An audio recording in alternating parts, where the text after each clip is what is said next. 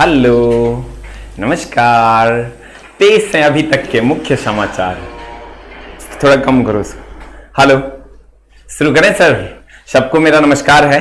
आइए शुरू करते हैं साइंस की कुछ अच्छे अच्छे प्रश्न जो आपके जीवन को बदलने की पूरी काबिलियत रखते हैं। ठीक है, आते हैं हम लोग। कोई झोल झाल वाला बात नहीं करेंगे, एक भी समय बर्बादी वाला काम नहीं करेंगे, सीधा हम लोग मुद्दा पर आते हैं। ठीक है, आइए हम लोग Monday to Saturday daily live हो रहे हैं 7:30 बजे।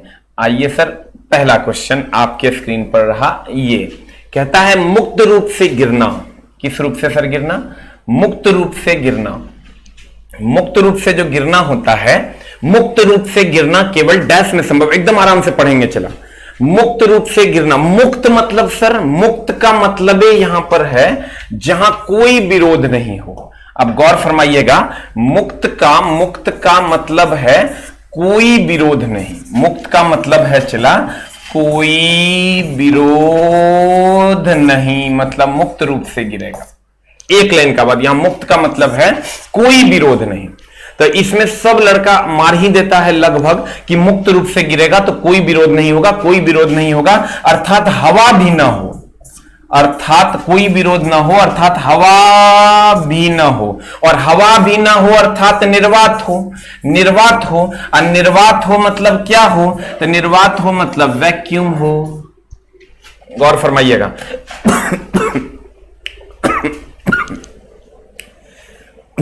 कोरोना नहीं हुआ है, चला, सरक गए हैं, टेंशन नहीं लेना है।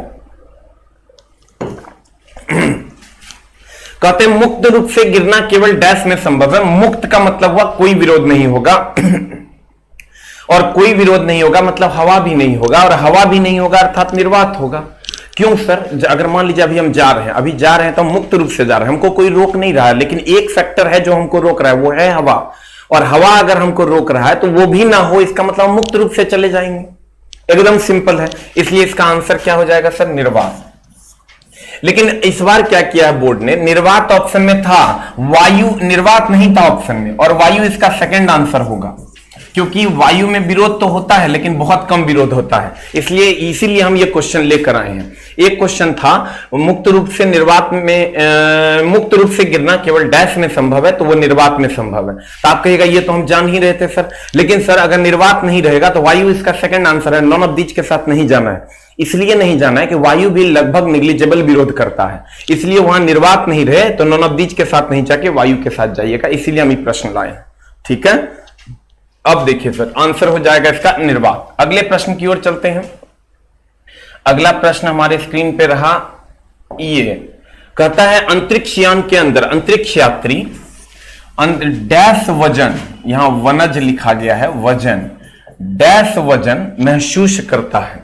अब सर देखिए, शून्य वजन कहां कहां होता है ये आपको पूछेगा। शून्य वजन का हम एक लिस्ट बना देते हैं, आप इसको ध्यान में रखिए, कभी आपको कोई दिक्कत नहीं होगा। इतने जगह पर शून्य वजन होता है। एक तो पहला कहां पर सर? तो निर्वात में। पहला कहां पर सर? तो निर्वात में। अगर हम दूसरे की बात करें तो वो होता है सर अंतरिक्ष में, क्योंकि अंतरिक्ष में भी निर्वात होता है। अंतरिक्ष में, अंतरिक्ष में, अंतरिक्ष में। और अगर हम तीसरे की बात करें तो तीसरा बताइए क्या होगा? जब पृथ्वी की गति 17 गुनी से अधिक होगी तब। जब पृथ्वी की गति 17 गुनी से अधिक होगी, जब पृथ्वी की गति 17 गुनी से अधिक हो। और सर इसके अलावे एक और पूछेगा जो यहां से हम चौथा निकालते हैं, जब वस्तु कहां हो? केंद्र पर हो। किसके केंद्र पर? पृथ्वी के केंद्र पर हो। इतने पूछेगा, इतने से आपका क्वेश्चन बन जाएगा। अंतरिक्ष यान के अंदर अंतरिक्ष यात्री डैश वजन महसूस करता है, तो अंतरिक्ष यान में बोले, निर्वात में बोले, जब पृथ्वी की गति 17 गुनी से अधिक कर दे तब, या जब वस्तु केंद्र पर होगी तब, पृथ्वी के केंद्र पर होगी तब। इतना जगह पर सर पृथ्वी का वेग जो होता है वो शून्य होता है। इतना जगह पर पृथ्वी का वेग जो होता है सर वो शून्य होता है।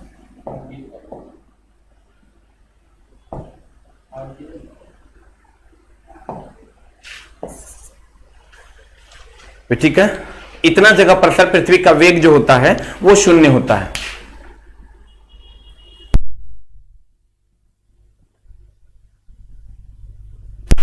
इतना जगह पर सर पृथ्वी का वेग क्या होता है? शून्य होता है। अब गौर फरमाइएगा सर, क्रमबद्ध ज्ञान को विज्ञान कहते हैं, एकदम आराम से हम लोग पढ़ेंगे। अंतरिक्ष यान के अंदर अंतरिक्ष यात्री डैश वजन महसूस करता है, तो सर शून्य वजन कहां कहां महसूस करेगा? वो है निर्वात में, वो है अंतरिक्ष में, और जब पृथ्वी की गति 17 गुनी से अधिक होगी तब, और जब वस्तु पृथ्वी के केंद्र पर होगा तब। इतने जगह पर 1 2 3 4 ऑब्जेक्टिव आपके बन जाएंगे। अगला क्वेश्चन आपका है, गौर फरमाइएगा, दाब क्या है? तो ये सर दाब बराबर बल बटे क्षेत्रफल हम लोग पढ़ते हैं। हम लोग सर नॉर्मली क्या पढ़ते हैं? दाब इज इक्वल टू बल अब बटा क्षेत्रफल, यही ना पढ़ते हैं सर। ये हम लोग नॉर्मल फॉर्मूला पढ़ते हैं, दाब इज इक्वल टू बल बटा क्षेत्रफल। पहले तो ये समझना होगा सर कि बल और दाब में क्या अंतर है। बल और दाब में क्या अंतर है? अगर हम ऐसे सर कर रहे हैं तो ये दाब है, ये क्या है? दाब है। एक होता है दाब और एक होता है प्रेशर, एक होता है स्ट्रेस, खिंचाव।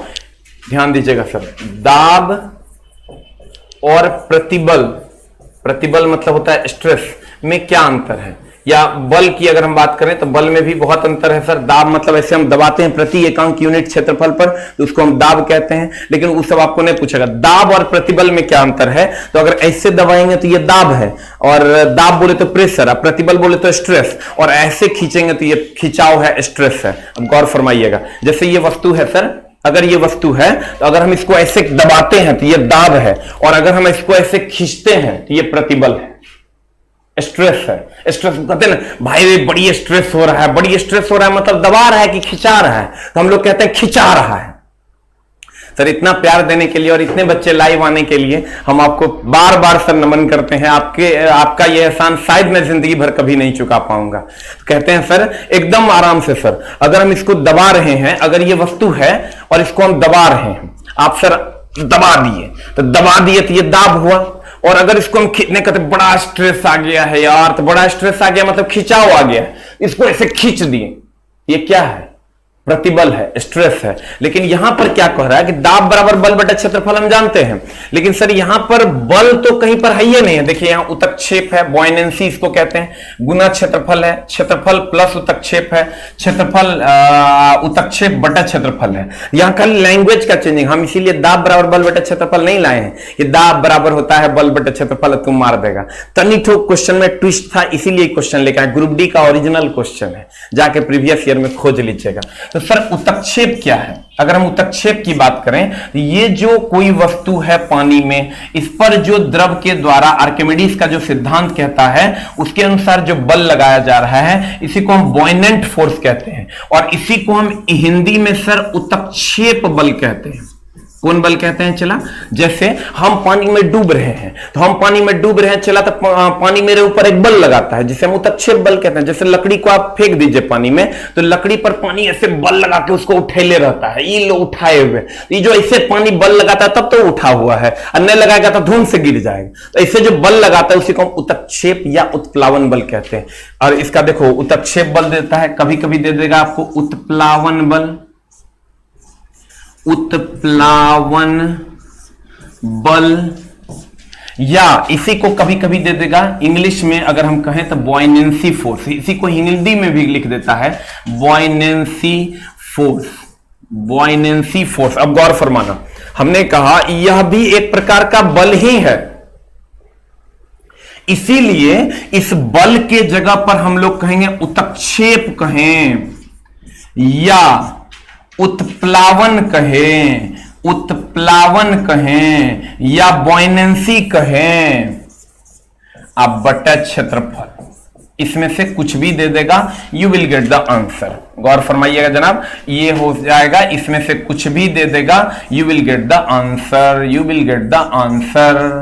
तो यहां अब नया फॉर्मूला आपने सीखा। हम बोले हम कभी भी दाब बराबर बल बटा क्षेत्रफल नहीं देंगे, हम देंगे सर ये अब थोड़ा सा ट्विस्ट क्वेश्चन होगा, वो तो दाब बराबर बल बटे क्षेत्रफल सबको रटा हुआ है।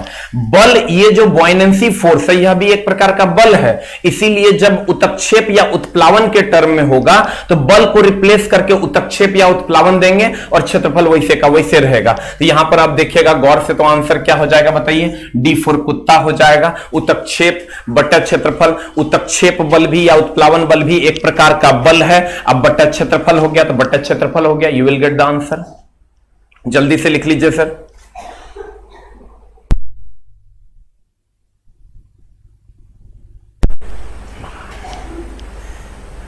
चला, अभी पूरा इंडिया में आग लगा दिया तुम लोग, बाप रे, मतलब हम सोच भी नहीं सकते हैं। चला, मतलब सब आज हमको खरीदने के लिए तैयार है, जिसका 4 दिन पहले कोई मोल नहीं था, आज इंडिया का हर वो आदमी हमको खरीदना चाहता है। तूने हमें इस कदर इस मुकाम पे पहुंचाया है, लेकिन गुरुजी को खरीदना मुश्किल ही नहीं, नामुमकिन भी है। बिक नहीं सकते हम, कभी नहीं।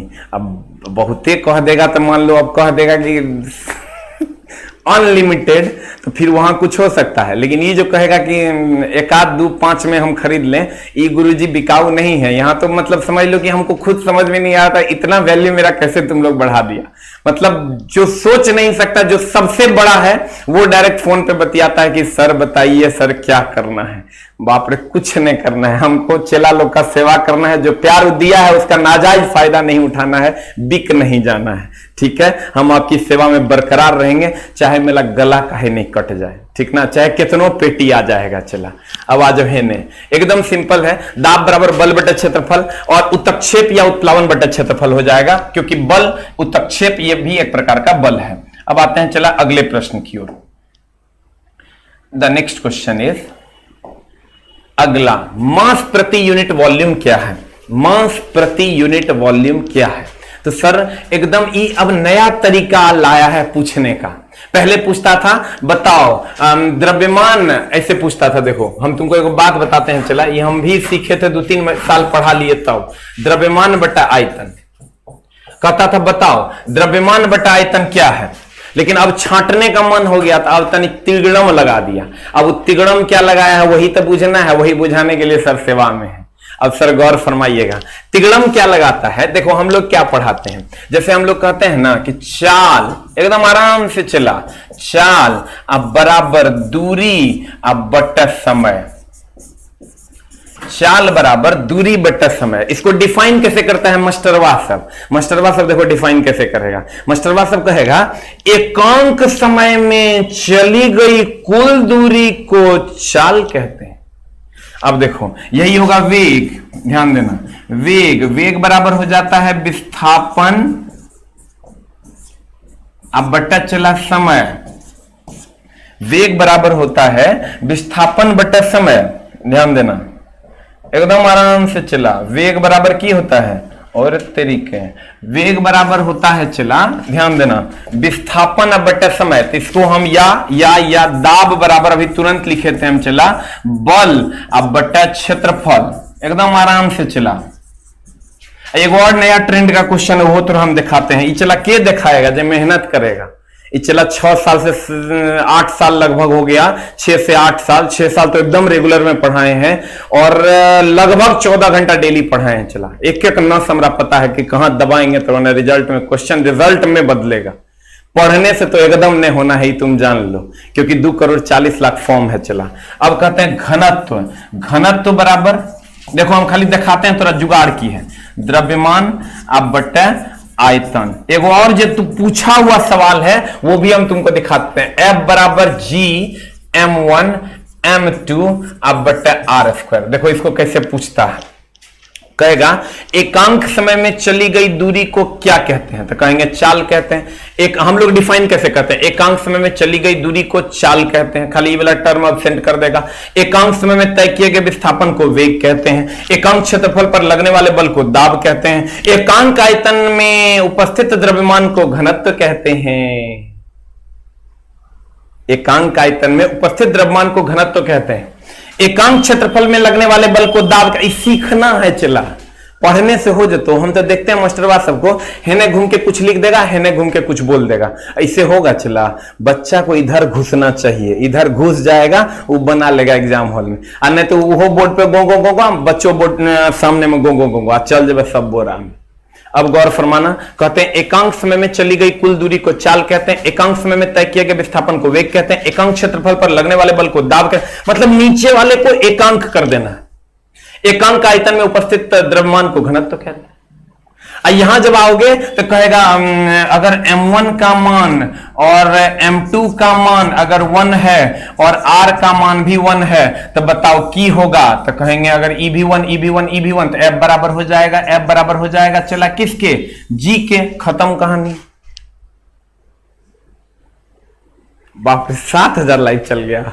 बाप रे भाई, रे भाई इतना नहीं कर, हम मां कसम जानता है चला, बहुत मेहनत करते हैं। अभी खाना खाए हैं, अभी नहाए हैं, 3 दिन से सोच रहे हैं कि टी शर्टवा साफ करेंगे। तुम लोग को लगता होगा मास्टरवा नौटंकी करता है, मार्कर है चला उसकी कसम।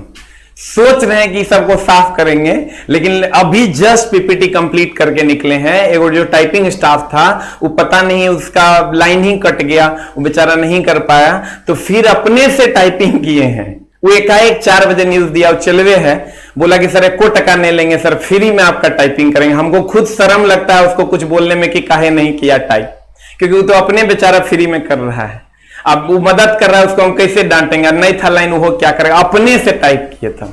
और खाना अभी जस्ट जो है हॉर्लिक्स लिए पिए, अब तो हर सामने आ गए। चला कहता है उदास क्यों है? बस 2-3 दिन चला, इधर उधर भागा दौड़ी है, सब छोटा छोटा सामान है, अरेंज कर देंगे, तनी लाइटिंग और रहेगा, तनी हीरो जैसा लगेंगे, तो उसी में लगे हुए हैं, ठीक ना? सब चीज बैलेंस कर। अभी इतना ना धूल है, देखो ये देखो, तेरा विश्वास नहीं होगा, ये देखो ये धूल है। ये धूल जो है ना यहाँ पढ़ाते हैं, आ जाते हैं वो रूम पूरा यहाँ पे बाल में लग जाता है, एकदम चिक चिक चिक चिक करता है, सौंसे कैमरा उमरा सब घिना जाता है। अब तुम कहेगा तेरे मास्टरवा, तुम कहे मैडम कहाँ है? छोटा सा लिखता है मैडम कहाँ है? बियाह करवा देगा गुरुजी का से तो होता नहीं है। अब मैडम कहाँ है? मारे ये सब देखो गंदा बात नहीं। अब मास प्रति यूनिट वॉल्यूम, तो सर मास प्रति यूनिट का मतलब हुआ एकांक। चला प्रति यूनिट का मतलब कथी? ये हो गलो एकांक। प्रति यूनिट का मतलब हुआ एकांक। तो मास प्रति यूनिट यानी एकांक आयतन, वॉल्यूम का मतलब आयतन। तो प्रति यूनिट अगर कहे दूरी प्रति यूनिट, यूनिट मतलब 1 बराबर चाल, विस्थापन प्रति यूनिट बराबर वेग, बल प्रति यूनिट बराबर, प्रति यूनिट मतलब ये 1 हो गया, तो बल प्रति यूनिट बराबर दाब, द्रव्यमान प्रति यूनिट बराबर घनत्व। यही तो करना है। या एकांक आयतन में लगने वाले द्रव्यमान को घनत्व, एकांक क्षेत्रफल पर लगने वाले बल को दाब, एकांक समय में चली गई दूरी को चाल, एकांक समय में तय किए गए विस्थापन को वेग, या फिर डिफाइन करते हैं दूसरे तरीके दूरी, एकांक नहीं, मास प्रति यूनिट वॉल्यूम ना, दूरी प्रति यूनिट समय बराबर चाल, विस्थापन प्रति यूनिट समय बराबर वेग, बल प्रति यूनिट क्षेत्रफल बराबर दाब, द्रव्यमान प्रति यूनिट आयतन बराबर घनत्व। मार दो फाइव। अब कहता मास प्रति यूनिट वॉल्यूम, मास यानी द्रव्यमान प्रति यूनिट वॉल्यूम बराबर हो जाएगा घनत्व। आंसर अगला क्वेश्चन चला, देखो की है, कहता है अगला क्वेश्चन आपका कहता है यदि वायु में जलवाष्प की मात्रा अधिक हो तो वाष्पीकरण की दर क्या होगी? चला रे, वाष्पीकरण की दर क्या होगी? यही क्वेश्चन कह रहा है कि अगर यदि वायु में जलवाष्प की मात्रा अधिक हो तो हमको ये बताओ, एकदम सिंपल सा बात है।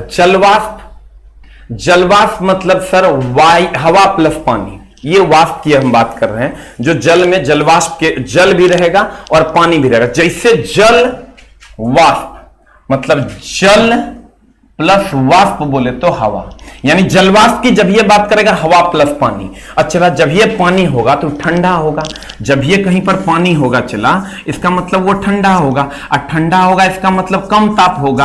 अब कम ताप होगा तो ताप कम है, अधिक ताप पर वाष्पीकरण होता है। ध्यान देना, अधिक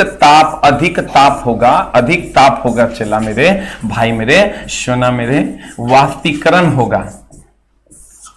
अधिक ताप होगा तो वाष्पीकरण होगा। ध्यान देना, हम फिर से एकदम आराम से धीरे धीरे चला, बस तू जो समय हमको देगा ना, तू घर में जितना पढ़ेगा और 5 गुना समझाएंगे, पढ़ाएंगे नहीं। ध्यान देना, कहते हैं यदि वायु में जलवाष्प की मात्रा, जैसे जलवाष्प हुआ हवा प्लस पानी, कहता है जलवाष्प की मात्रा अधिक है, यानी ये मात्रा अधिक है, ये मात्रा अधिक है तो ये दोनों अधिक है, ये दोनों अधिक है तो पानी अधिक है, पानी अधिक है ठंडा ज्यादा है, और ठंडा ज्यादा है तो ताप कम है, और ताप कम है तो अधिक ताप पर वाष्पीकरण होता है। इसका मतलब अगर ताप कम है तो वाष्पीकरण भी कम हो। कितना डेप्थ है, चला एक बार और हो जाए। कहता है यदि वायु में जलवाष्प की मात्रा अधिक है तो वाष्पीकरण की दर, तो अगर जलवाष्प अधिक है, अगर ये अधिक है, ये अधिक है मतलब ये दोनों अधिक है, ये दोनों अधिक है मतलब पानियों अधिक है, अब पानी अधिक है मतलब ठंडा है, और ठंडा है इसका मतलब कम ताप है, अब कम ताप है चला इसका मतलब अधिक ताप पे वाष्पीकरण, कम ताप पे कम वाष्पीकरण। एक बार फिर हो जाए, वाष्पीकरण कब होगा? जब तापमान ज्यादा होगा। नहीं, वाष्पीकरण कब होगा? हमको हंसी लगता है कि इतना में चला आता कैसे है, हमको बड़ा अजीब लग रहा है। मने मन सोच रहे मां कसम प्रतिभा जो है कूट कूट के भरा हुआ था, बस पहचानने की देरी थी। भाई रे भाई, मतलब हम अब मर भी जाए ना तो हमरा अब गम में है। तू हमरा अब डिसलाइको कर देता, एक बार तो कम से कम शिखर पे पहुंचा दिया, अब चला गेलियो तो गेलियो, कोई बात नहीं। कहते हैं यदि वायु में जलवाष्प की मात्रा अधिक है, जलवाष्प अधिक है मतलब हवा, एकदम आराम से, हवा और पानी अधिक है, और हवा और पानी अधिक है मतलब पानी अधिक है, पानी अधिक है, ठंडा अधिक है, ठंडा अधिक है इसका मतलब ठंडा ज्यादा है, इसका मतलब ताप कम है। अब ताप अगर अधिक ताप पे वाष्पीकरण अधिक है, कम ताप पे वाष्पीकरण कम, तो कहता है तो वाष्पीकरण क्या होगा? तो घट जाएगा। क्लियर है? चला। और जैसे कहता देखो, इसका मतलब हम कह सकते हैं एकदम शॉर्ट टर्म में अगर लिखते हैं तो जलवाष्प अगर अधिक होगा तो जलवाष्प अधिक होगा तब पानी ज्यादा, पानी ज्यादा तो ठंडा ज्यादा, ठंडा ज्यादा तो वाष्पीकरण कम होगा। जल्दी से एक लिखने का भी हम चला टाइम देंगे, एकदम टेंशन नहीं लेना। अभी डेटा फेटा के टेंशन नहीं लो, डेटा अगर लगे ना तो भरवा लेना है, लेकिन उसका टेंशन नहीं लेना है। इसलिए चला कि अभी 2-4 बचाने के चक्कर में पता चला कि गए बोरा में। वाष्पीकरण कम, जल्दी से लिख, जल्दी लिख लो। चला भुटकुन कहता है, भुटकुन चित्र लो।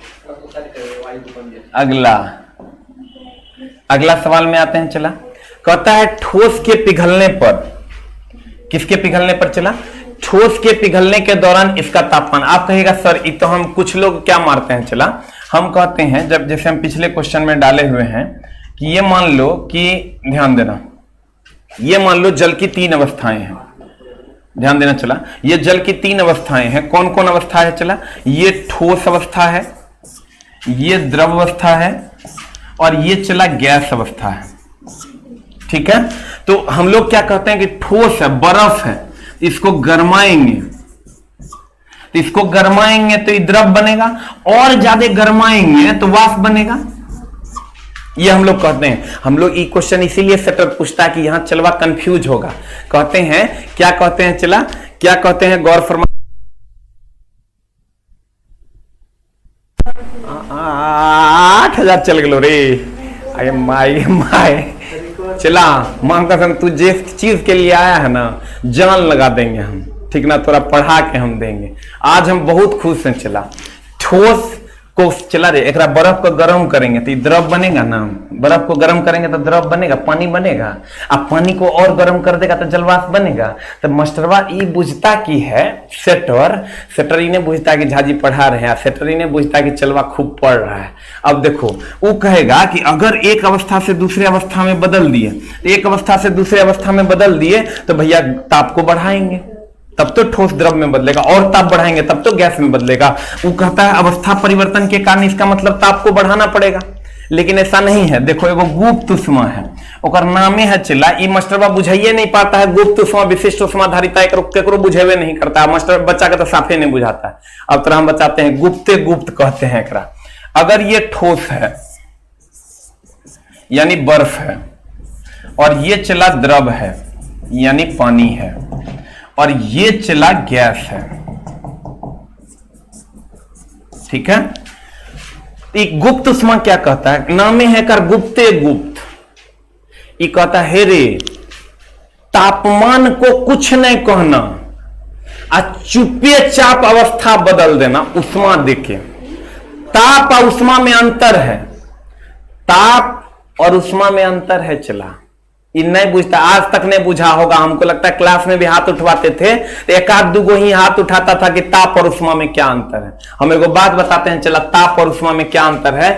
हम एक टीचर थे IIT खड़गपुर के, उन्होंने हमको बड़े अच्छे से एक बार वहां सेमिनार लगी थी और वो हमको बताया ताप और उष्मा में क्या अंतर। चला फिजिक्स बच्चा को मतलब कहां है वो फिजिक्स केमिस्ट्री बायोलॉजी में, उसको पता नहीं है, वो जाता है 70 करके आता है और उसका काम नहीं होता है। वो क्या बोलते थे, वो क्या हुआ, एक बार सेमिनार लगा और हम लोग सेमिनार में थे और पूछा गया कि what is the difference between ताप और उष्मा, हीट एंड टेम्परेचर। सर सारे बच्चों ने हाथ उठाया, किसी का आंसर सही नहीं था। उस बूढ़े आदमी को जिनकी उम्र 72 साल थी, उसको जमशेदजी टाटा ने रखा हुआ था टेक्निकल एडवाइजर के रूप में, और वो उठ के आए और एक लाइन बोले। क्या बोले देखो, कहता है जल का प्रवाह स्तर में अंतर के कारण होता है, उसी तरह ऊष्मा का प्रवाह तापमान में अंतर के कारण होता है। ये डिफरेंस है ऊष्मा और ताप में। जैसे high level to low level, स्तर में अंतर, हाई टू लो, अधिक स्तर से कम स्तर में जल का प्रवाह होता है, अधिक स्तर से कम स्तर में जल का प्रवाह होता है, उसी तरह अधिक तापमान से कम तापमान में ऊष्मा का प्रवाह होता है। यानी स्तर में अंतर के कारण जल का प्रवाह और तापमान में अंतर के कारण ऊष्मा का प्रवाह, स्तर में अंतर के कारण जल का प्रवाह और तापमान में अंतर के कारण ऊष्मा का प्रवाह। इसी कारण चला ना, तेरा मास्टरवा खूब पढ़ाता होगा। अब गुप्त ऊष्मा विशिष्ट ऊष्माधारित तत्व कहियो नहीं बुझाएगा। ALP मेंस में 20 को क्वेश्चन पूछ दिया, कथी से, हीट से बनाया कोई क्या, सब को विशिष्ट ऊष्माधारिता को गुप्त ऊष्मा में, और गुप्त ऊष्मा को विशिष्ट ऊष्माधारिता। मास्टर वो गो अब बच्चों गो अब बच्चा जब जते बोरा में, मास्टरवा तो साफे बोरा में चल जाते। अब ध्यान देना, कहता है अगर ठोस को द्रव में बदलना है चला, तो यहां पर लगता है गुप्त ऊष्मा। क्या लगता है चला, गुप्त ऊष्मा। ये गुप्त ऊष्मा कहता है कि अवस्था परिवर्तन हम कर देंगे गुप्ते गुप्त, तापमान को कुछ नहीं कहेंगे। यानी कहता है वह गुप्त ऊष्मा वह ऊष्मा जो नियत ताप मतलब चला, अगर यहां 10 डिग्री सेंटीग्रेड है तो यहां भी 10 डिग्री सेंटीग्रेड होगा, यहां 10 तो यहीं 10। कहता है वह ऊष्मा जो नियत ताप 10 तो 10 पर अवस्था परिवर्तन करे, उसी को हम गुप्त ऊष्मा कहते हैं। और अवस्था परिवर्तन के लिए गुप्त ऊष्मा का प्रयोग किया जाता है। इसीलिए हम कहते हैं, ये पूरा डिटेल में पढ़ने का चीज है चला, ठोस के पिघलने के दौरान इसका तापमान क्या होता है, परिवर्तित नहीं होता है। क्यों परिवर्तित नहीं होता है, क्योंकि ताप नियत रहता है। और कहेगा ये किसके कारण होता है, तो कहेंगे गुप्त ऊष्मा के कारण। किसके कारण होता है, गुप्त ऊष्मा। कहता है ठोस के पिघलने के दौरान, इसी को पूछेगा, ठोस के पिघलने के दौरान इसका तापमान स्थिर रहता है, किस ऊष्मा, कौन सी ऊष्मा दी जाती है, तो कहेंगे भैया गुप्त ऊष्मा। ठोस के पिघलने के दौरान इसका तापमान स्थिर रहता है, कौन सी ऊष्मा दी जाती है, कहेंगे गुप्त ऊष्मा। You will get the answer.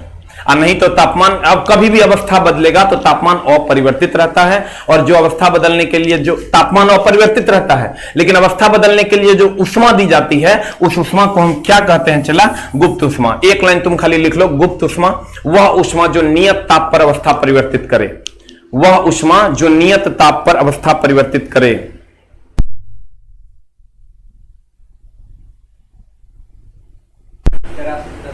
चला, लेकिन क्रमबद्ध ज्ञान को विज्ञान कहते हैं। रेगुलरली किसी खास टीचर को ही फॉलो कीजिए। हम ये नहीं कहते हैं हमको फॉलो कीजिए, किसी खास टीचर को फॉलो कीजिए। हम मंडे टू सैटरडे जो ये 7:30 से 8:30 या 8:45 तक डिस्कशन करवाएंगे, उसका संडे को 6 सेट का एक रिवीजन क्लास भी हम ही डालते हैं, अपलोड करते हैं। लाइव नहीं आते हैं संडे को, लेकिन 6 सेट का रिवीजन क्लास हम अपलोड करते हैं। तो वो कब समझ में आएगा, जब ये मंडे टू सैटरडे तुम क्लास रेगुलरली करेगा। हम तरह से पैसा मांग रहे हैं, चला आराम से आप आइए और कीजिए, लेकिन रेगुलर कीजिए। क्यों, क्योंकि क्रमबद्ध ज्ञान को विज्ञान कहते हैं। न तो आज अलाउद्दीन, कल जलालुद्दीन, परसों फखरुद्दीन, और चल जाए बोरुद्दीन, अब मामला हो जाए तो गड़बड़। ई खातिर चला किसी खास टीचर को हमको मत करो, हम नहीं कहते हैं, लेकिन चला हम अच्छा पढ़ाते हैं तो हमको भी कीजिए, हमको भी अच्छा लगेगा। तो सर वो उष्मा कौन सी उष्मा होगी, गुप्त उष्मा होगी। अगले क्वेश्चन में चलते हैं। अगला क्वेश्चन देखिए चला क्या कह रहा है। द नेक्स्ट क्वेश्चन इज, अगला क्वेश्चन है आपका, सेल्सियस को केल्विन में बदलने के लिए क्या करते हैं। इसमें चला मामला क्या है, ये क्वेश्चन ओरिजिनल है एकदम, कोई 100% ओरिजिनल, ठीक है। अब कहता क्या है, इसमें तुम कहेगा रे मास्टर बा, ये तो हम जानते हैं, लेकिन एकरा में तू फंसता है। अब बोलो एग्जाम हॉल में नहीं होता, ओहो जोड़ दे दिए थे, घटाओ देना चाहिए था, तनिए ठोके लिए मिस कर गए। तो चला वहीं तो प्रॉब्लम है। अब देखो है क्या, x डिग्री सी को एकदम आराम से चला। देखो एक ऐसा जुगाड़ बताएंगे, डिग्री सेल्सियस को केल्विन में हमेशा बदलना पड़ता है, न्यूमेरिकल में भी, वो तुमको कभी दिक्कत नहीं करेगा। और न्यूमेरिकल का नोट्स हम अपलोड कर दिए हैं। न्यूमेरिकल का जो नोट्स मेरे पीडीएफ में पहले से है वो नहीं, आज हम पहला नोट्स अपलोड किए हैं रिवीजन करके प्रीवियस ईयर के साथ। बेसिक ऑफ इलेक्ट्रिसिटी पहला चैप्टर होगा, जो कल 9 बजे हम लाइव आ रहे हैं। कल 9 बजे से रेगुलर लाइव आ रहे हैं। बेसिक ऑफ इलेक्ट्रिसिटी पहला चैप्टर होगा। एक क्लास कल करके देखो, तेरा पता चल जाएगा कि मेरे पढ़ाने का तरीका क्या है। कंडीशन सप्लाई क्या करना है, उसको जीरोक्स करवा के तुमको रखना होगा, चाहे 5 टका लगे कि 10 टका लगे। मटेरियल एगो मिल गया है, अब हम कोशिश करेंगे कि जब तक ये खत्म हो तब तक पूरा का, नहीं तो अधो मटेरियल हम अपलोड कर दें, ताकि एक बार में तुम जीरोक्स करवा सको। लेकिन चला अभी उसको जो दिए हैं बेसिक ऑफ इलेक्ट्रिसिटी, कल 9 बजे हम लाइव आएंगे। मंडे टू फ्राइडे है वो क्लास, 9 बजे डेली मंडे टू फ्राइडे में लाइव आ रहे हैं, न्यूमेरिकल के साथ, चैप्टर वाइज नहीं, फॉर्मूला वाइज। आइए सर उसमें भी अब है ना देखो की जुगाड़ है। x डिग्री सी को केल्विन में बदलना है ना, तो मास्टरवा कहेगा क्या, x प्लस 273 केल्विन कर दूं। अगर x केल्विन को डिग्री सी में बदलना है तो वो कहेगा क्या करो, तो x माइनस 273 डिग्री सी कर दो। ये मास्टरवा लिखा देगा। एग्जाम हॉल में जब तुम जाएगा ना तो तेरा पते नहीं चलेगा जोड़ें कि घटाएं, क्योंकि एक ऑप्शन जोड़ भी दिया रहेगा, एक ऑप्शन घटाएं भी दिया रहेगा 273 में। चला हम हर बार बोलते हैं 2 करोड़ 40 लाख, 1,35,000, कहीं ना कहीं झोल है। तुमको ही दोनों दे देगा, जोड़े भी या घटाएं भी। तू चल जब चला बोरा में, तू बोरा में से बच कहीं कैसे। सी का ध्यान देना, x डिग्री सी को केल्विन में बदलना है तो प्लस 273, और केल्विन को डिग्री सी में बदलना है तो माइनस 273। हम तेरा एगो सिंपल सा बात बताते हैं, एबीसीडी में सी के पोजीशन कितने कितने चला, सी के पोजीशन कितने, तो हम कहेंगे 3, ए बी और सी। तो सी के पोजीशन कितने 3, और के के पोजीशन कितने रे चला, के के पोजीशन 11, के 11 में पोजीशन पर न चला। A B C D E F G H I J K L, के कितने पोजीशन 11। तो के 11 तो नहीं याद रहे तो 2 गो लाठी है, तो एकरो में 2 गो लाठी लगा दो। अब चला हमको ये बताओ, अगर 3 टका, टका में समझो 3 टका, एकदम ईश्वर हम सब जानता है, पढ़ाता सब है, जुगाड़ मेरा मानना है सर, साइंस मतलब जुगाड़। साइंस तो तबे मास्टरबा ठीक पढ़ा रहा है जब ओकर क्वेश्चन बनवा देगा, पढ़ाने से नहीं होगा। जे बेसिक पढ़ा रहा है ना उतना बेवकूफ बना रहा है। देखो कैसे 3 टका को 11 टका में बदलना है, चला 3 टका से 11 टका में जाना है। 3 टका तुम्हारे पास है, 11 टका में जाना है तो जोड़ देंगे। और तुमको चला 11 टका से 3 टका में आना है, 11 टका था 3 टका करना है तो घटा देंगे।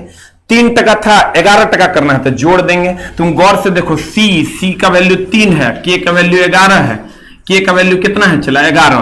3 टका से 11 टका में जाएंगे तो जोड़ देंगे, और 11 टका से सी का वैल्यू 3 है, 3 में टका में जाएंगे तो घटा देंगे। अब बोलो मास्टरबा कैसे, सेल्सियस से केल्विन में जाना है, सी से के में जाना है, तो कहेंगे 3 टका से 11 टका में जाना है, तो 3 टका से 11 टका में जाना है, चला 3 टका से 11 टका में, 3 टका से 11 टका में जाना है तो की करेंगे, जोड़ देंगे, और जोड़ देंगे तो मार देंगे, आंसर आ जाएगा। अब कभी झोल होगा, चला जोड़ें कि घटाएं, कहेगा सेल्सियस से केल्विन, सेल्सियस 3 केल्विन 11, 3 टका से 11 टका में जाएंगे जोड़ देंगे, और कहेगा केल्विन से सेल्सियस, तो केल्विन 11 सेल्सियस 3, 11 टका से 3 टका में आएंगे तो घटा देंगे। जल्दी से लिख लो, अगला तू बनाएगा, जल्दी लिख, हम लिखने के लिए भी टाइम देंगे, इसलिए कि हम सॉल्यूशन नहीं देंगे। सॉल्यूशन देंगे तो कितना पढ़ेगा हमको पता है भाई मेरा।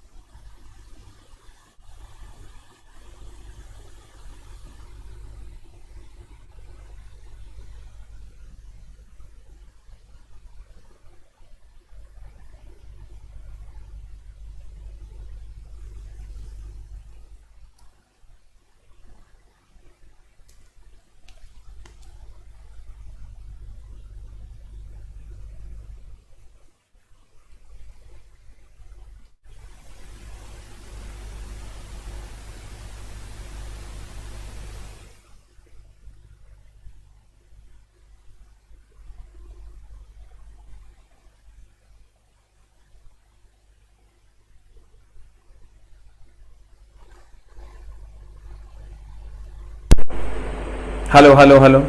हम तू भी जानता होगा चला कि सब चैनल पे बोवाने से क्या होता है, इसलिए किसी खास ही जगह पे शिफ्ट करो और उसी को फॉलो करो। ये हम इसीलिए तुमसे नम्र निवेदन कर रहे हैं, हमको छोड़ दो, लेकिन जहां जाना है वहीं जाओ तुम। तरंग क्या है? तरंग दो प्रकार का होता है। देखो जो इंग्लिश वाले हैं वो भी देखेंगे, अनुदैर्ध्य और चला अनुप्रस्थ। देखो इसमें जुगाड़ क्या है, लड़का ना इसको खूब पढ़ता है, फलना अनुदैर्ध्य है चिलना अनुप्रस्थ है, फलना अनुदैर्ध्य है चिलना अनुप्रस्थ है, खूब पढ़ता है। एग्जाम हॉल में अनुदैर्ध्य अनुप्रस्थ में घुस जाता है, अनुप्रस्थ अनुदैर्ध्य में घुस जाता है। तोरा हम बचा लेंगे, बोलो कैसे? अनुदैर्ध्य बोले तो इंग्लिश में कहते हैं लॉन्गिट्यूडिनल, लॉन्गिट्यूडिनल, और इसको हम कहते हैं अनुप्रस्थ बोले तो ट्रांसवर्स। अब अनुदैर्ध्य का मतलब होता है चला सीधा, और अनुप्रस्थ का मतलब होता है चला टेढ़ा मेढ़ा। इसका एग्जाम्पल एकमात्र है चला ध्वनि, और इसके एग्जाम्पल में तोरा कुछ पूछ देगा ना ध्वनि के अलावे, ध्वनि के अलावे। लेकिन सर इसमें एक और अब जो है, पहले क्या पूछता था ध्वनि, अब इसमें एगो चीज और पूछ दिया है स्प्रिंग, अब जोड़ दिया। ये सब नहीं है, लूसेंट फूसेंट सब पलट के देख लो, कहीं नहीं मिलेगा। स्प्रिंग को दबा के छोड़ेंगे चला, ऐसे दबा देंगे, अब दबा के छोड़ेंगे तो सीधा आएगा। कभी ऐसा होगा कि स्प्रिंग को ऐसे दबा दिए, स्प्रिंग ऐसे ऐसे आ रहा है, स्प्रिंग ऐसे दबाइएगा, दबा के छोड़िएगा, सीधा आएगा। सीधा आएगा तो सर स्प्रिंग सीधा। अनुदैर्ध्य मतलब सीधा, अनुदैर्ध्य मतलब सीधा, अनुदैर्ध्य मतलब सीधा, अनुदैर्ध्य मतलब सीधा, अनुदैर्ध्य मतलब सीधा, अनुदैर्ध्य मतलब सीधा, अनुदैर्ध्य मतलब सीधा, अनुदैर्ध्य मतलब सीधा, अनुदैर्ध्य मतलब सीधा। तो इसमें ध्वनि हो गया, स्प्रिंग हो गया। उसके बाद आ जाइए आप विस्फोट। चला रे कहीं पर विस्फोट करा देना, विस्फोट करा देना, कहेगा विस्फोट हो गया, तो विस्फोट होगा तो ऐसा है, विस्फोट होने के बाद कण जो है ऐसे ऐसे करके जाएगा। विस्फोट होगा तो जो भी कण उसमें होगा वो ऐसे सीधे भागेगा, तो सीधे भागेगा तो अनुदैर्ध्य होगा। ये दो अलग से जोड़ लो तुम। यानी अगर हम कह दें, ध्यान देना, अगर हम कह दें चला, अगर हम कह दें कि देखो ध्यान देना, अगर अगर अगर अगर अगर हम कहें तो ये तुमको ध्वनि, स्प्रिंग और विस्फोट, यानी इसको यहां भी जोड़ लो तो ये कहेंगे हम ध्वनि स्प्रिंग, ध्यान देना, ध्वनि स्प्रिंग और विस्फोट के अलावे, विस्फोट के अलावे, ध्यान देना, ध्वनि एकदम आराम से चला है, इतना आसान नहीं है साइंस की, तू पढ़ ले। एकरा में 30 गो क्वेश्चन है, हम बताते हैं। देखो कैसे ध्वनि स्प्रिंग, और स्प्रिंग जब भी दबाएंगे छोड़ेंगे ऐसे ऐसे करेगा, इसका मतलब सीधा होगा, और सीधा होगा तो ये सीधा होगा तो अनुदैर्ध्य होगा। विस्फोट होगा तो कोई भी कण सीधा जाएगा, और सीधा जाएगा तो ये अनुदैर्ध्य होगा। इसके अलावा कुछ भी पूछे, आप देखो क्या क्या पूछेगा, कहेगा प्रकाश तरंग, कहेगा विद्युत चुंबकीय तरंग, गामा, एक्स, पराबैंगनी, दृश्य, अवरक्त, सूक्ष्म, रेडियो, दीर्घ, फलना, चिलना, ढकेलना, अल्हुआ, बकरी, बिलाई, कुछ पूछ देगा तो कहेंगे अनुप्रस्थ। तो सब बन गए कि नहीं? देख लो, फिर समझाते हैं। स्प्रिंग ध्वनि तरंग अनुदैर्ध्य है, अनुदैर्ध्य मतलब सीधा, स्प्रिंग ऐसे मारेंगे ऐसे ऐसे करेगा, विस्फोट एकदम सीधा होगा इसलिए अनुदैर्ध्य है। इसके अलावा कुछ विद्युत चुंबकीय तरंग, प्रकाश तरंग, गामा, एक्स, पराबैंगनी, दृश्य, अवरक्त, सूक्ष्म, रेडियो, दीर्घ, कुछ पूछेगा चला तो अनुप्रस्थ होगा। क्लियर? अब बताइए सर आंसर क्या हो जाएगा? जल्दी से लिख लीजिए इसको, जल्दी से, सब क्वेश्चन अनुदैर्ध्य अनुप्रस्थ का बन जाएगा। इतने पढ़ना है। ये नया दूगो इस बार बोर्ड ने जोड़ा है, लेकिन ये चला तब ना मास्टर को पता चलेगा जब मास्टर वह खुद पढ़ेगा, नहीं तो चला मास्टर को किसी शर्त पे पता नहीं चलेगा। जल्दी से लिख, हम लिखने के लिए भी टाइम देंगे ताकि तुमको क्लास वाला फीलिंग्स है, उन नोट्स वाले के पढ़ने वाला फीलिंग्स हम तुरंत नहीं देंगे चला। और हम जानते हैं तुम नोट्स लेके कितना पढ़ता है, वो पीडीएफ ले लेके। चला रे अगले में चलते हैं, जल्दी कर, जल्दी कर चला, जल्दी।